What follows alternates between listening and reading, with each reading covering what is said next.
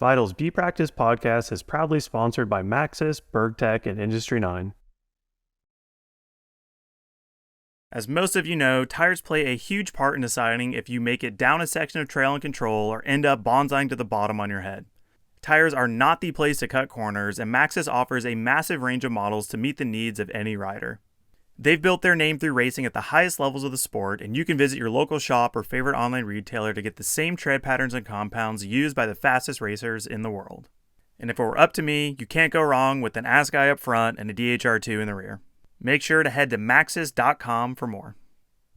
With the tagline Labor of Love, BergTech isn't shy about the countless hours they've invested in developing components that they feel offer riders a true technical advantage. Based in the UK and born out of a passion for mountain biking and racing, BergTech produces a ton of trick parts, from bars, stems, and grips to anodized axles, shock hardware, and saddles. The cockpit of choice for the Santa Cruz Syndicate and many other riders, make sure to check out BergTech the next time you want to give your bike some deserving love. Designed, tested, machined, anodized, and hand-built by fellow mountain bikers in Asheville, North Carolina, Industry 9 wheels and hubs have become synonymous with quality and durability. I don't know if there is a noise as iconic as the buzz of an Industry 9 hub. They offer wheels for every budget and riding discipline, from dirt jumping to gravel riding or e-biking, plus you can get crazy with customized hub and individual spoke colors. So if you've been dying to build that Rasa-themed bike or some sweet rainbow wheels, Industry 9 has got you covered. Make sure to head to industry9.com to learn more. Jackson has been so good with finding these out-of-the-box lines that have been finding him speed at every event. Mm-hmm. Not to mention how good his bike fit looks.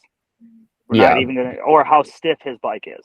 That allows it. Like, I don't know if it's that his bike is stiff or that he's light, but it definitely allows him to do things that nobody else is doing at the moment. Nobody else is riding like that just because his bike doesn't use suspension travel. Mm-hmm. And his bars are so high and his frame is so long, which is, he looks like he's on a 450.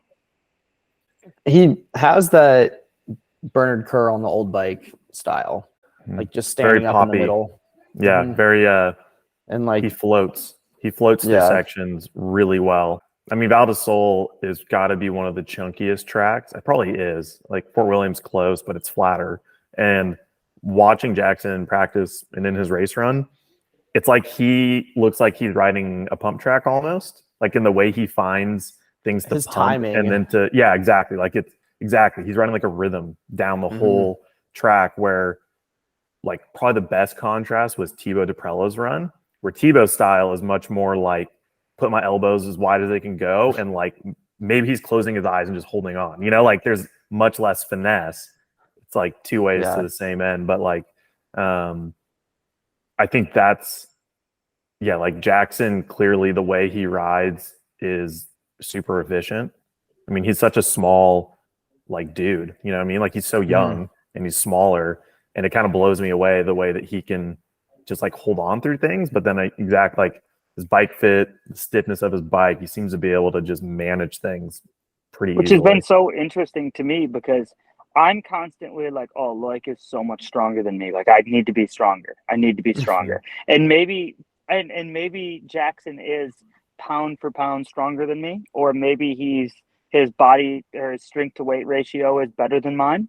I don't know. It's hard to say anything on that. Like, I don't really know anything about the kid, but his peak strength, I always thought that peak strength would win a World Cup, but maybe that's not necessarily the case. Like, he's always on so much about, he's like a kid that truly loves to ride his bike. And when I watch him ride, he just rides all the time. He's never not riding. And the way he rides his bike, the way his bike fits in his riding style, I think it's really interesting. He must ride a ton.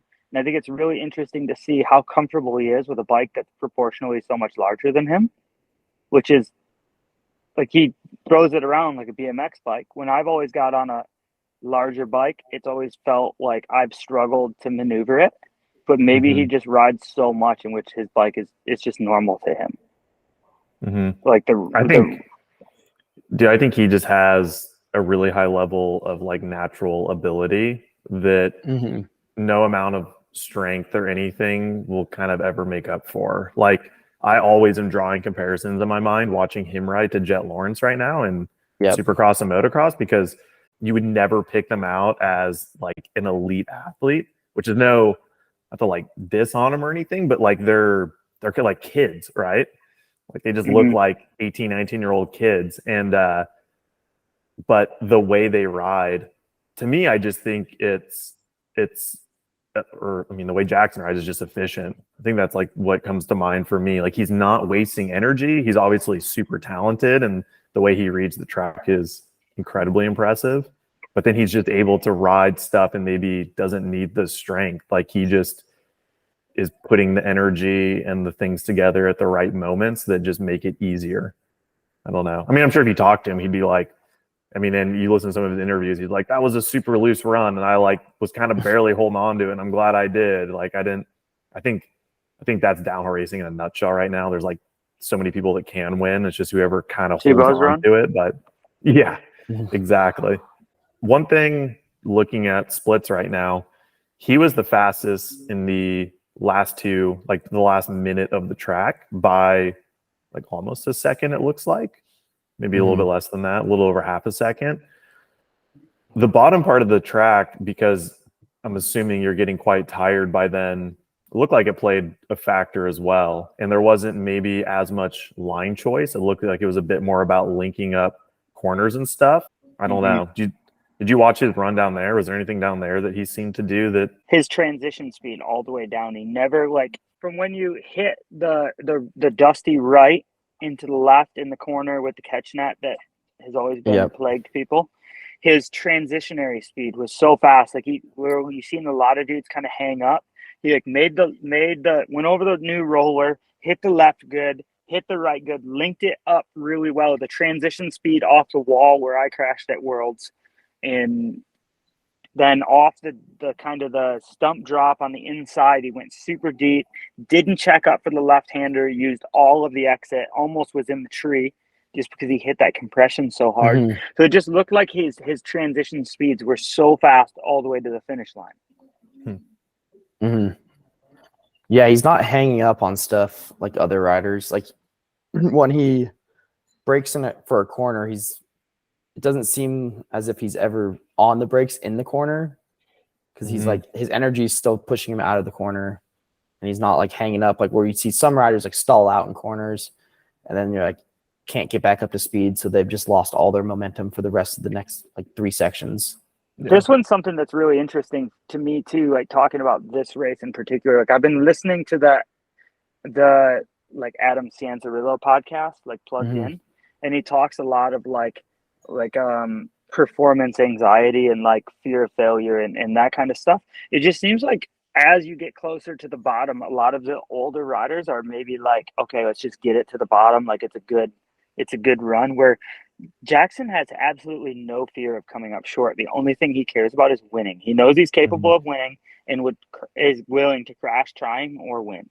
And that's what I see in the bottom of the track. There's no thought of World Cup overall. There's just, the only thought is absolutely want to win a World Cup. And there's nothing else in his head when I see like the videos of him riding at the bottom of the track. He's like pushing all the way to the finish line. Yeah, no, that's a good point. I think it was in his post-race interview on the live feed, said something to the effect of like, well, we're going into a break now, so I figure there's nothing to lose. And like, I think he's getting, or maybe he's got his appendix taken out in the last 48 hours, like he was like, well, I'm going into a gap, like might as well send it. And I'm like, that is like the youth thinking, where like a month seems like a lot of time.